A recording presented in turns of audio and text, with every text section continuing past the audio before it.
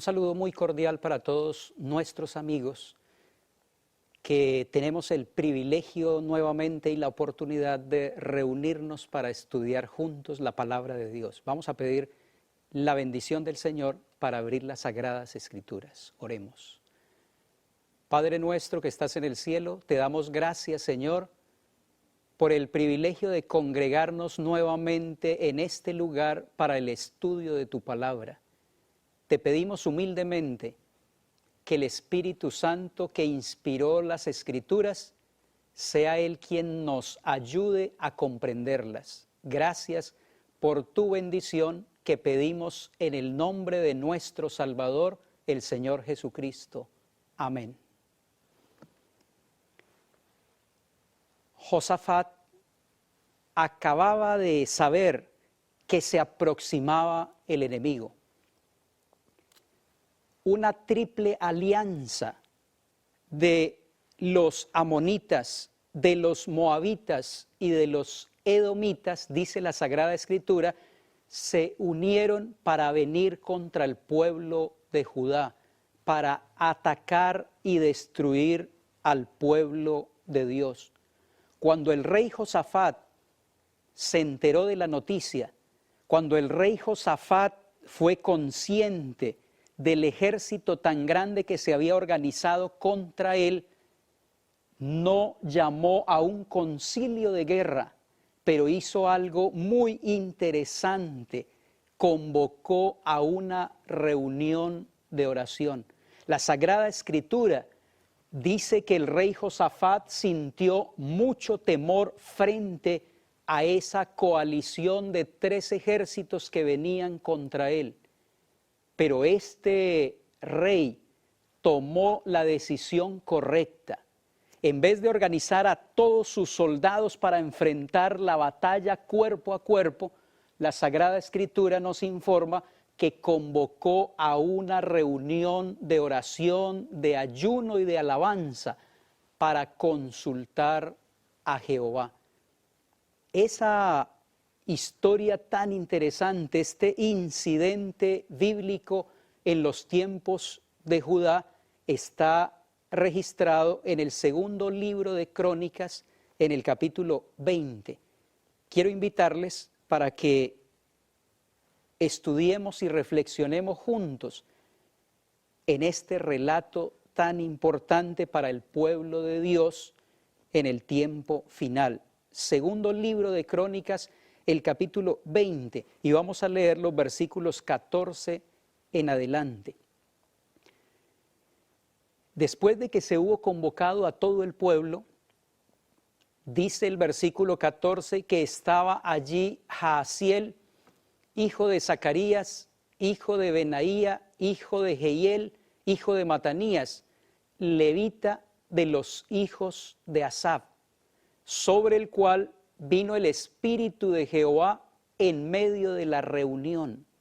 Se habían reunido para orar y para clamar al Señor, para decirle: Señor, viene un gran ejército contra nosotros, no sabemos qué hacer, por eso a ti volvemos nuestros ojos. Y Dios en su infinita misericordia, nos dice el versículo 14, envió su Espíritu y tomó a Jaasiel, uno de los profetas del pueblo de Dios, para dar un mensaje importante. Y en el versículo 15 declara la palabra de Dios y dijo: oíd Judá y todos vosotros moradores de Jerusalén y tú, rey Josafat, Jehová os dice así: no temáis ni os amedrentéis delante de esta multitud tan grande, porque no es vuestra la guerra, sino de Dios.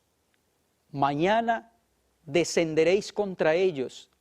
He aquí que ellos subirán por la cuesta de Cis y los hallaréis junto al arroyo antes del desierto de Jeruel.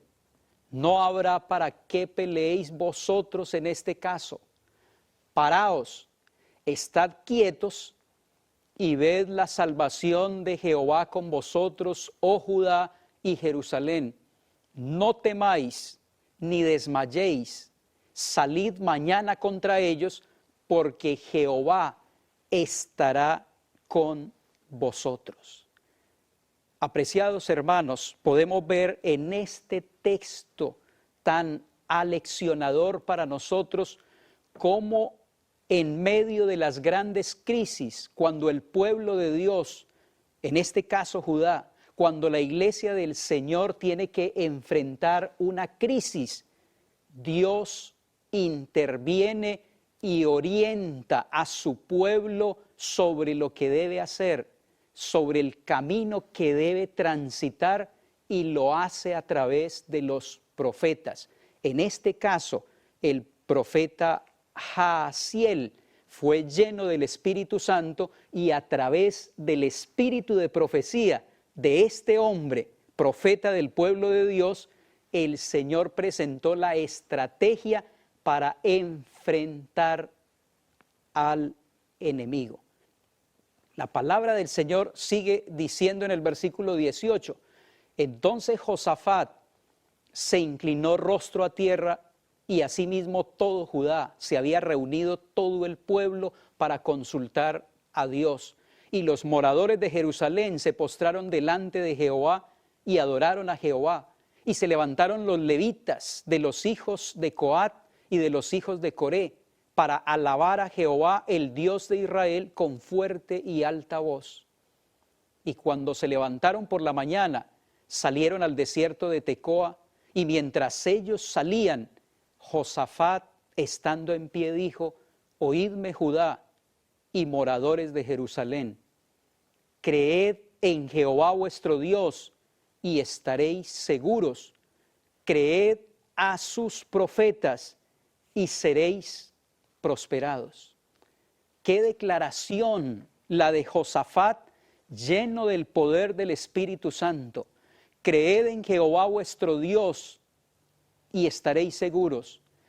Creed en sus profetas y seréis prosperados.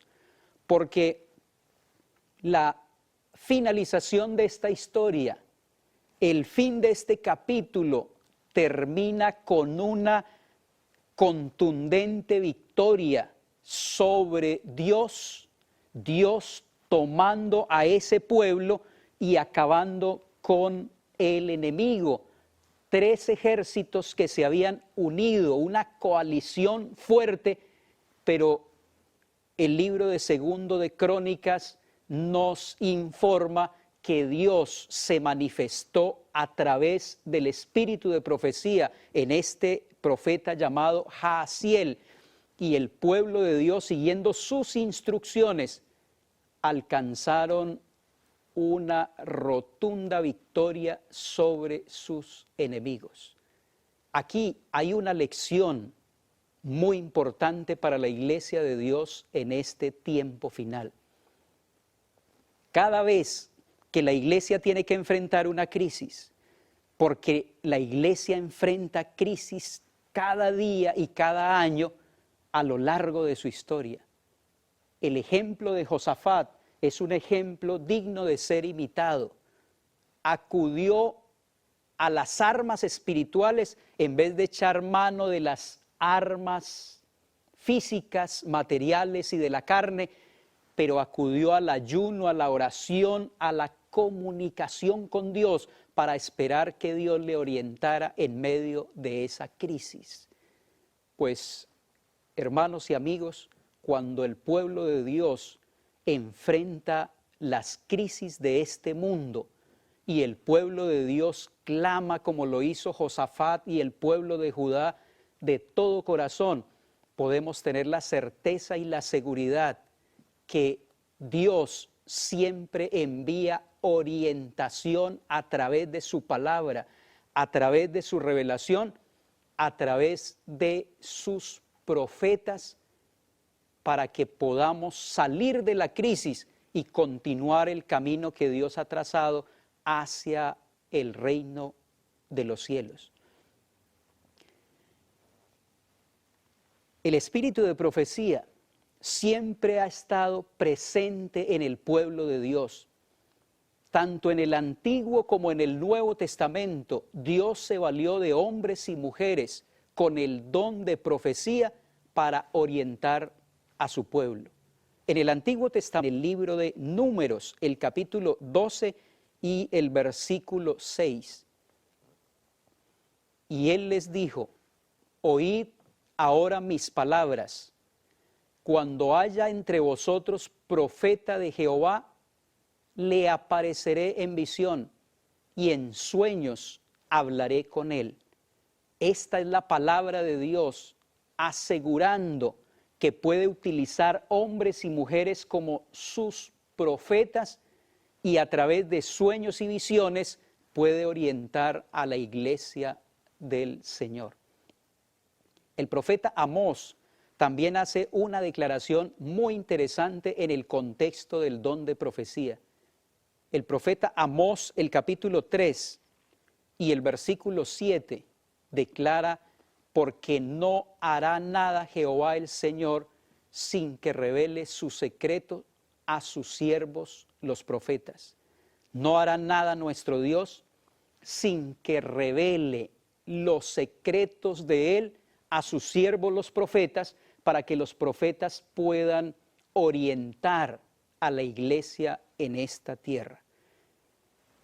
El sabio Salomón, escribiendo en el libro de los Proverbios, en el capítulo 29 y el verso 18, agrega que es bienaventurado. Está declarando la palabra de Dios que un pueblo que no tenga la orientación, el pueblo se desenfrena, mas el que guarda la ley ética. Un pueblo que no tenga un profeta que esté conectado con Dios y reciba las instrucciones de Dios, ese pueblo será fácilmente disipado. Ese pueblo, esa iglesia será fácilmente desorientada en este mundo donde hay tantas filosofías y huecas sutilezas, pero necesitamos en el siglo XXI que la iglesia de Dios sea dirigida por la revelación de su palabra y por el espíritu de profecía. En el Nuevo Testamento, San Pablo, el apóstol, escribiendo a los Corintios, en el capítulo 12, los versículos 8 al 10, habla de la importancia del espíritu de profecía también para la iglesia primitiva. Porque a este, dice él, es dada por el Espíritu palabra de sabiduría, a otro palabra de ciencia según el mismo Espíritu, a otro fe por el mismo Espíritu y a otro dones de sanidades por el mismo Espíritu, a otro el hacer milagros, a otros profecía. Está reconociendo aquí el apóstol la importancia del don de profecía, a otro discernimiento de espíritus, a otro diversos géneros de lenguas y a otro interpretación de lenguas. Podemos ver cómo Dios ha guiado a su iglesia, no solo en el Antiguo Testamento a través de los profetas, pero también en el Nuevo Testamento. Y la palabra de Dios, identificando a la iglesia verdadera, al remanente del último tiempo, en el contexto del libro de Apocalipsis, el capítulo 12 y el verso 17, declara que la iglesia verdadera, la iglesia de Dios, tendrá la bendición del espíritu de profecía. Dice Apocalipsis 12, 17, entonces el dragón se llenó de ira contra la mujer. Aquí el dragón es un símbolo de Satanás y la mujer un símbolo de la iglesia. Quiere decir que el Satanás se airó contra una iglesia que tiene algunas características específicas, como dice el texto. El dragón se llenó de ira contra la mujer y se fue a hacer guerra contra el resto de la descendencia de ella. Son los que guardan los mandamientos de Dios y tienen el testimonio de Jesús, dice Apocalipsis 12, 17. Decimos que esta es la iglesia verdadera y se identifica en este texto porque si no fuese la iglesia verdadera, Satanás no se airaría contra ella. Concluimos que Satanás manifestará toda su ira contra la iglesia de Dios, contra la iglesia verdadera, que según este texto tiene dos características importantes. Número uno, guarda los mandamientos de Dios, y número dos, tiene el testimonio de Jesús. Como la Biblia debe ser su propio intérprete, preguntamos, ¿cuál es el testimonio de Jesús? Y Apocalipsis, el capítulo 19 y el versículo 10, responde: yo me postré a sus pies para adorarle, y él me dijo: mira, no lo hagas. Yo soy consiervo tuyo y de tus hermanos que retienen el testimonio de Jesús. Adora a Dios, porque el testimonio de Jesús es el espíritu de la profecía.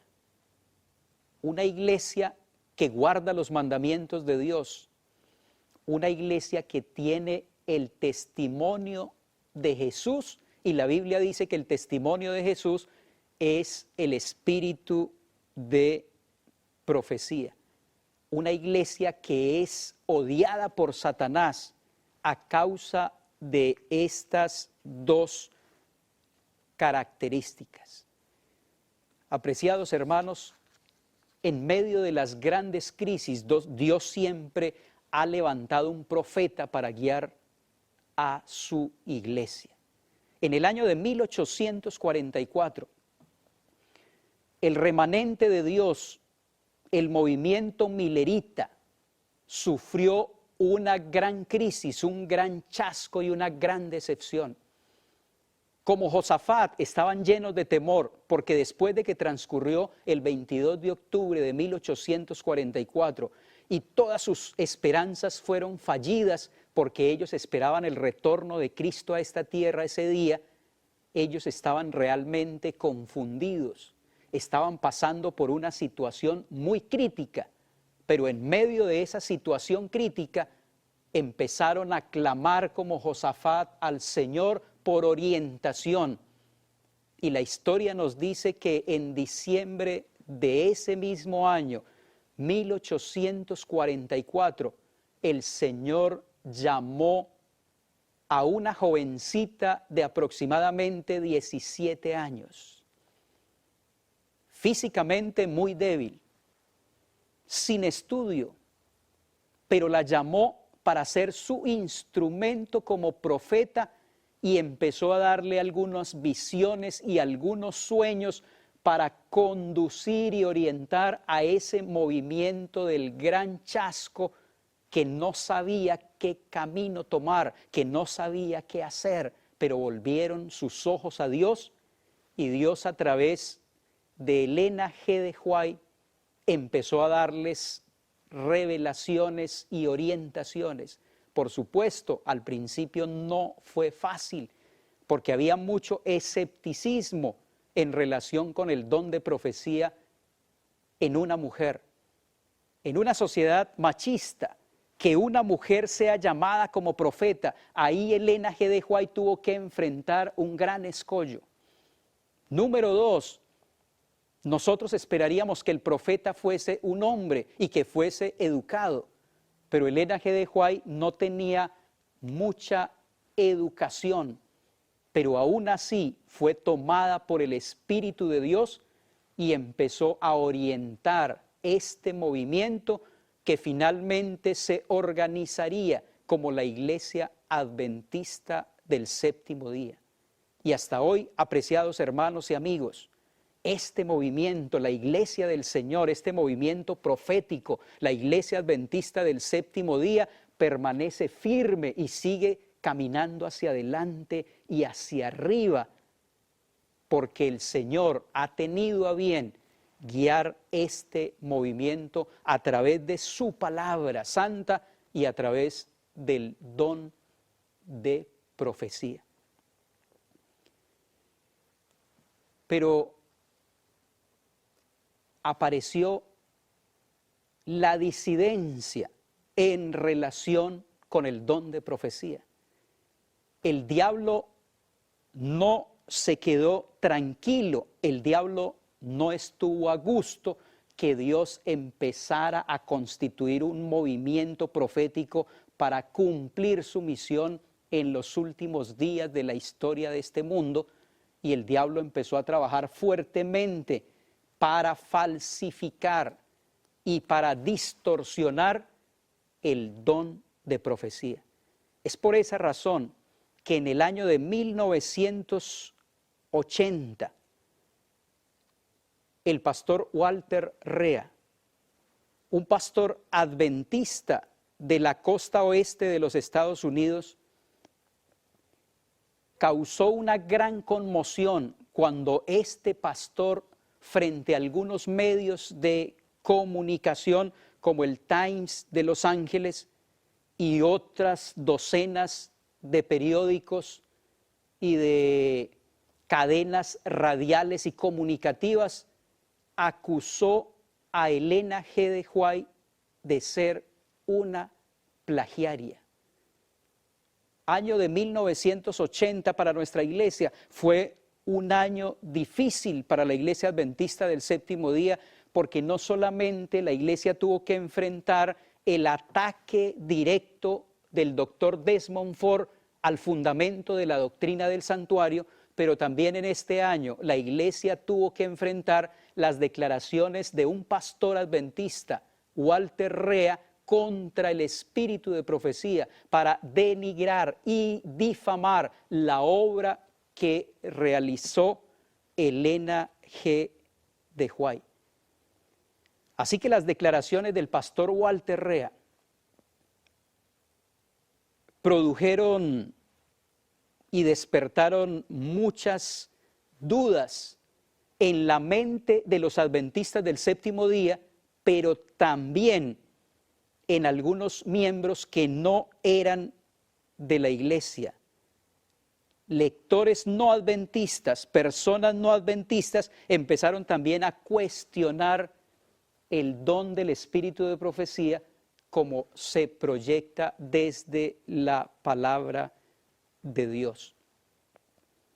Básicamente, el pastor Walter Rea, en uno de sus libros llamado La mentira white, la mentira blanca, plantea por lo menos 3 acusaciones, suscita 3 preguntas que trataremos de responder a continuación. La primera pregunta que se plantea en su libro es si el uso que hizo Elena G. de White de otras fuentes anula su inspiración o su revelación. El uso que hizo Elena G. de White de otras fuentes la convierte a ella en una plagiaria como fue acusada. Número 2, ¿es Elena G. de White una autoridad, se la puede considerar como una autoridad doctrinal en la Iglesia Adventista del Séptimo Día, o solamente como una consejera en aspectos homiléticos pero no doctrinales? Y una tercera pregunta que quisiéramos responder en este tema es acerca de los grados de inspiración o revelación. La revelación o la inspiración que recibió Elena G. de White de parte de Dios es igual a la de los profetas canónicos bíblicos, o la inspiración y revelación que ella recibió es en un grado menor. Trataremos de responder estas 3 preguntas básicas. Abordemos, apreciados hermanos y amigos, la primera pregunta. ¿El uso que hizo Elena G. de White de otras fuentes la puede convertir a ella en una plagiaria? Vamos a mirar algunos ejemplos que son bíblicos de cómo algunos autores tomaron material de otros para poder desarrollar sus escritos. Podemos, partiendo de la Biblia, encontrar que muchos de sus autores copiaron o tomaron material prestado de otros sin dar crédito a las fuentes. y aparentemente no tuvieron ningún remordimiento en cuanto a esa práctica. Un ejemplo podemos encontrarlo en el profeta Miqueas, en el capítulo 4, los versículos 1 al 3. Cuando nosotros comparamos Miqueas 4 del 1 al 3 con el profeta Isaías, nos preguntamos, ¿quién prestó material a quién? Porque son textos muy parecidos.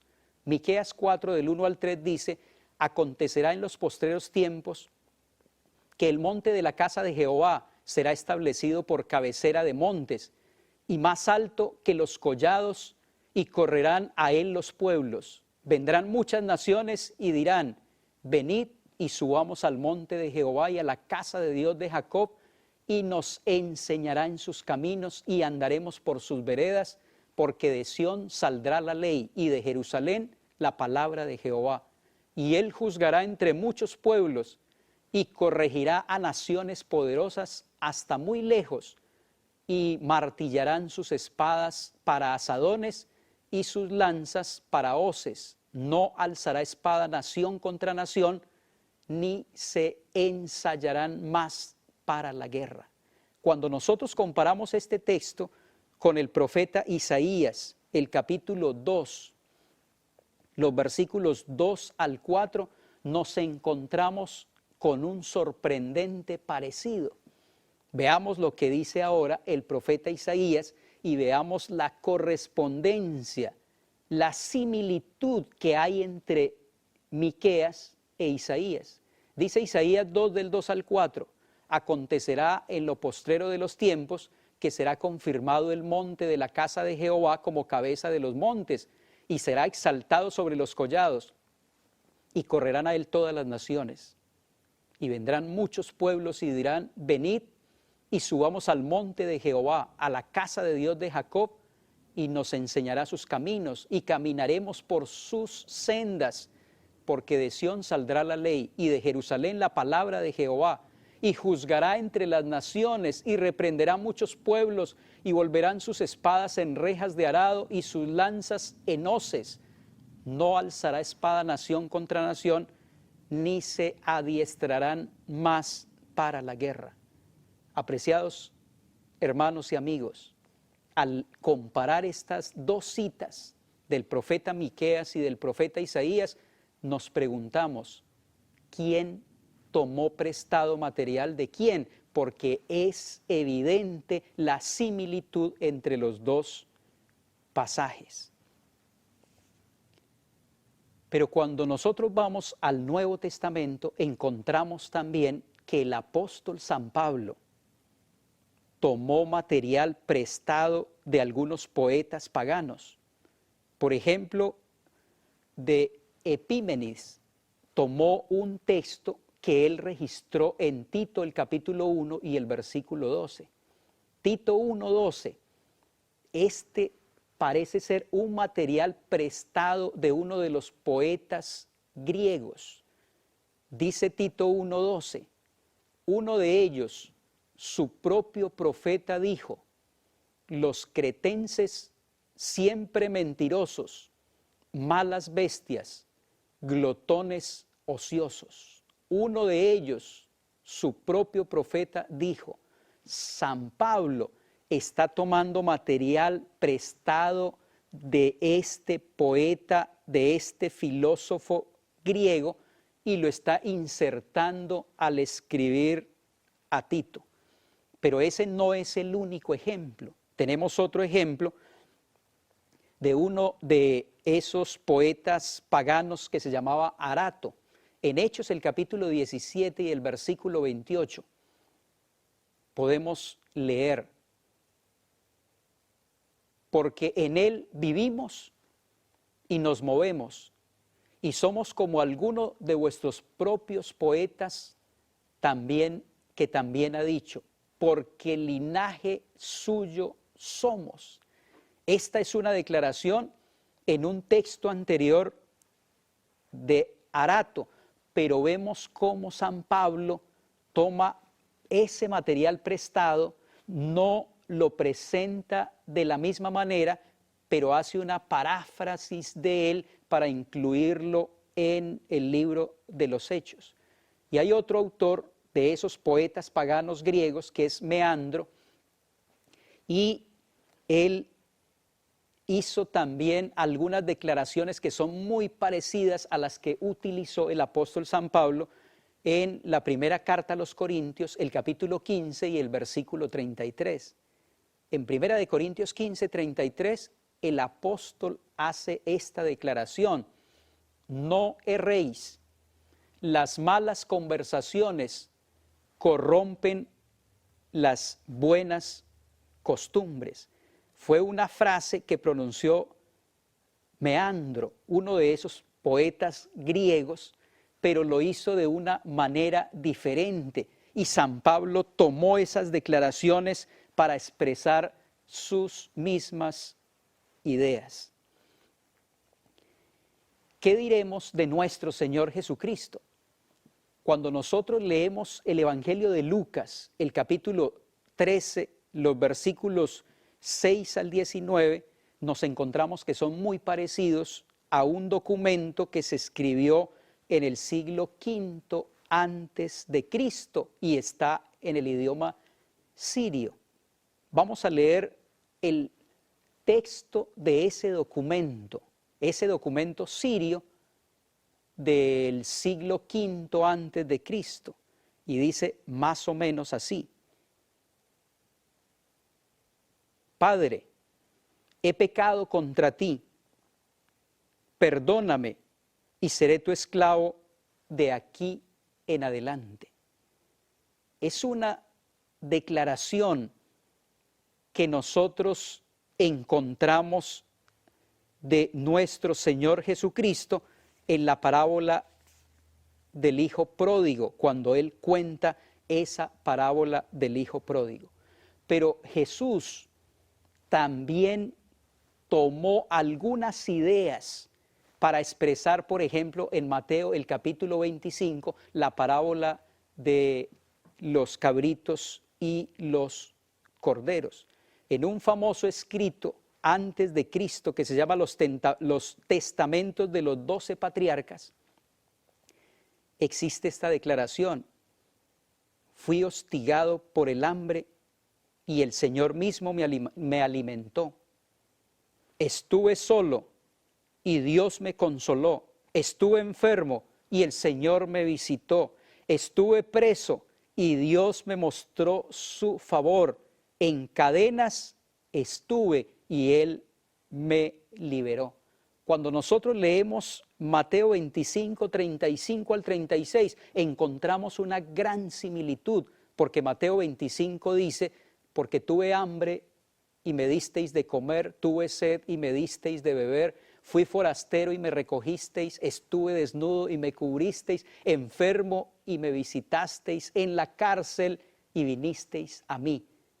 Como pueden ver, apreciados amigos, hay una gran similitud entre los escritos de los testamentos que se escribieron antes de Cristo y estas declaraciones de nuestro Señor. Pero podemos nosotros también avanzar e ir al libro de Romanos y encontrar allí una declaración que es muy interesante con respecto a la creación de Dios.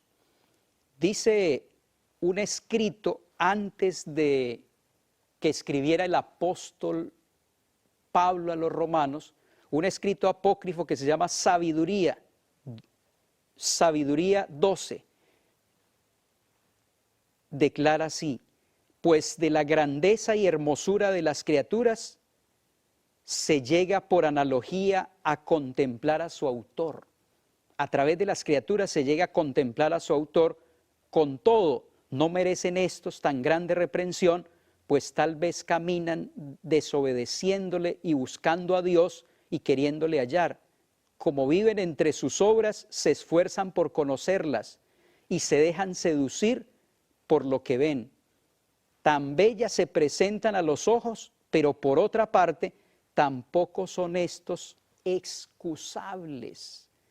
Cuando leemos nosotros Romanos el capítulo 1 y el versículo 20, otra vez encontramos una gran similitud, un gran parecido entre el texto anterior y el texto de la Sagrada Escritura, que reza así: porque las cosas invisibles de Él, su eterno poder y deidad, se hacen claramente visibles desde la creación del mundo, siendo entendidas por medio de las cosas hechas, de modo que no tienen excusa. En el texto anterior decía, de modo que son inexcusables.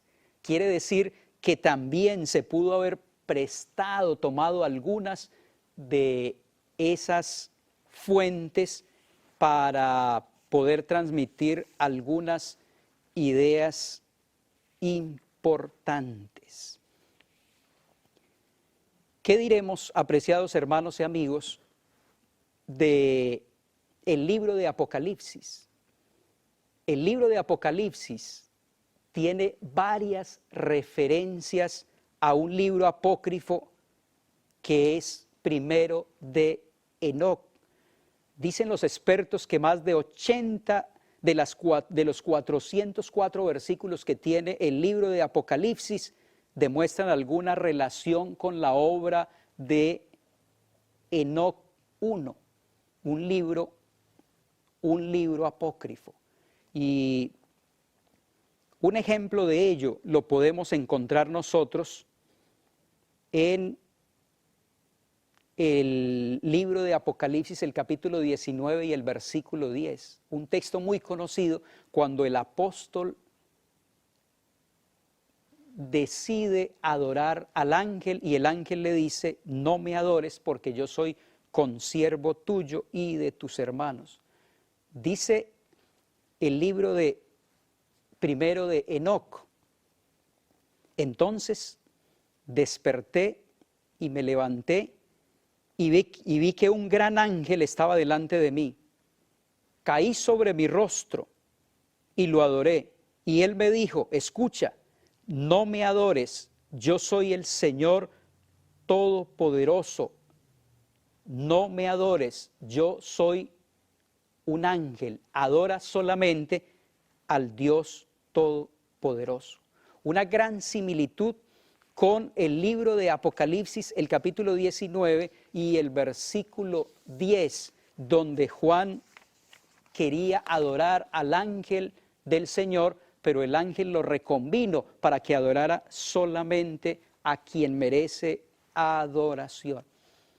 Así que, apreciados hermanos y amigos, en conclusión, nosotros podemos ver que la originalidad no es una de las pruebas de un profeta. Estos profetas utilizaron otras fuentes, pero fueron originales al transmitir sus propias ideas. Podemos entonces concluir que Elena G. de White, siendo una profeta de Dios, no es plagiaria, no es eliminada su inspiración y su revelación porque haya hecho uso de otras fuentes. Es por esa razón que en el año de 1982, después de que se presentó esta gran crisis en nuestra iglesia, la Asociación General de los Adventistas del Séptimo Día contrató a un experto en derechos de autor, el doctor Vincent Ramick,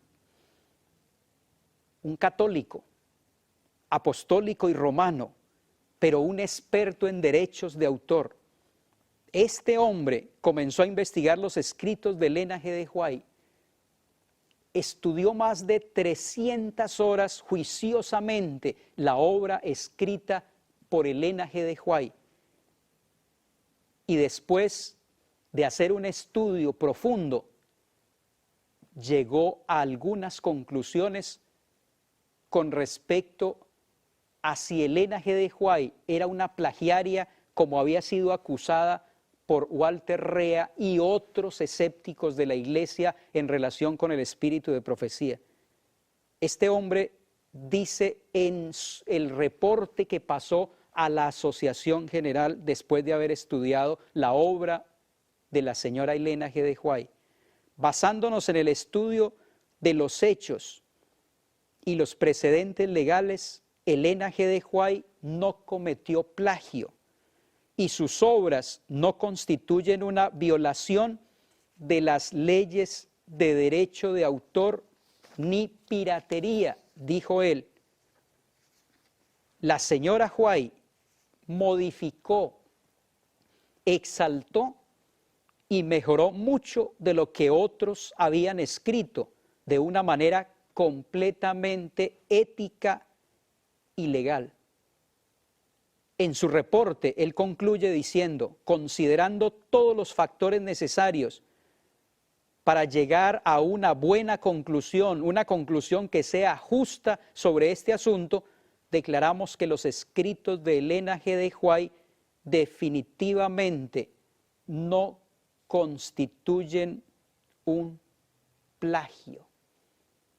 Apreciados hermanos y amigos, los escritos de la señora Elena G. de White aparecen en el WorldCat, en el catálogo mundial, como autorizados para los investigadores. Si estos escritos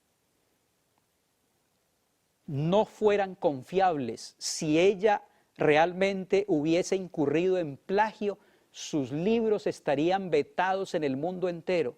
Pero el catálogo mundial los exhibe y los presenta como obras dignas de confianza para cualquier investigador en la materia. Así que decimos entonces, en primer lugar, que el uso de otras fuentes no convierte a Elena G. de White, ni a Pablo, ni a Miqueas, ni a Jesús, ni a Juan, quien escribió Apocalipsis, no los convierte en plagiarios. La segunda pregunta que necesitamos responder es si Elena G. de White tiene autoridad doctrinal o simplemente ella es una consejera, puede aportarle a la iglesia en algunos consejos y en algunas orientaciones homiléticas. Uno de los detractores del espíritu de profecía, además del santuario, es el doctor Desmond Ford. Y el doctor Desmond Ford dice que Elena G. de White se negó a ser árbitro en asuntos de controversia doctrinal. Es decir, el doctor Desmond Ford propone que Elena G. de White nunca pretendió ser una autoridad en asuntos doctrinales dentro de la Iglesia Adventista del Séptimo Día. Y nosotros declaramos que en parte el doctor Ford tiene razón, porque Elena G. de White no asumió posiciones doctrinales en relación con algunos temas que no se le habían revelado absolutamente nada, como el tema, por ejemplo, del rey del norte. Nunca ella asumió una posición doctrinal. Con respecto a los 144,000, asumió una posición en relación con su carácter, pero no asumió una posición oficial. Pero, apreciados amigos y hermanos, en relación con otros asuntos doctrinales, Elena G. de White asumió posiciones muy verticales. Por ejemplo, en relación con la creación, los 7 días literales de la semana de la creación. Cuando ella fue confrontada si esos días de la creación eran días literales de 24 horas o eran grandes eras, ella fijó una posición doctrinal. Ella, iluminada por el poder del Espíritu Santo, definió ese asunto, que es un asunto que hoy está causando mucho problema también en nuestra iglesia. Leeré del libro Dones Espirituales, Spiritual Gifts, la página 90, el tomo 3. Dice la sierva del Señor: luego fui llevada de vuelta a la creación y se me mostró que la primera semana en la que Dios realizó la obra de la creación en 6 días y descansó en el 7º día, fue exactamente como cualquier otra semana. Aquí Elena G. de White está estableciendo una posición doctrinal con respecto a la semana literal, días de 24 horas en la creación. En otros momentos ella también asumió posiciones doctrinales. Cuando el pastor Urias Smith estaba tratando de introducir en la iglesia algunas ideas semi-arrianistas, presentando a Cristo como un ser creado, Elena G. de White, cuando escribió El deseado de todas las gentes, corrigió directamente ese problema y esa situación. Cuando el doctor John Harvey Kellogg trató de introducir en la iglesia todas las ideas panteístas, desfigurando la naturaleza de Dios, Elena G. de White asumió posiciones doctrinales en relación con la naturaleza de Dios. En el año 1905, cuando el pastor Ballinger trató de introducir herejías en la iglesia en relación con la doctrina del santuario, Elena G. de White asumió una posición teológica, bíblica, doctrinal en relación con el tema del santuario. Es evidente, apreciados hermanos y amigos, que Elena G. de White tenía el propósito de que sus escritos siguieran resolviendo cuestiones doctrinales en la iglesia sobre aquellos puntos en los que el Señor le había dado luz. Dios le dio luz a ella en relación con algunas posiciones doctrinales que ella no dudó en presentarlas. Así que, en conclusión, podemos decir que Elena G. de White asumió no solo posiciones homiléticas, sino que sus escritos nos orientan debidamente para interpretar de manera correcta las doctrinas bíblicas. Y la tercera pregunta que necesitamos responder es si los grados de inspiración o de revelación que tenía Elena G. de White eran inferiores o iguales a los profetas bíblicos o canónicos.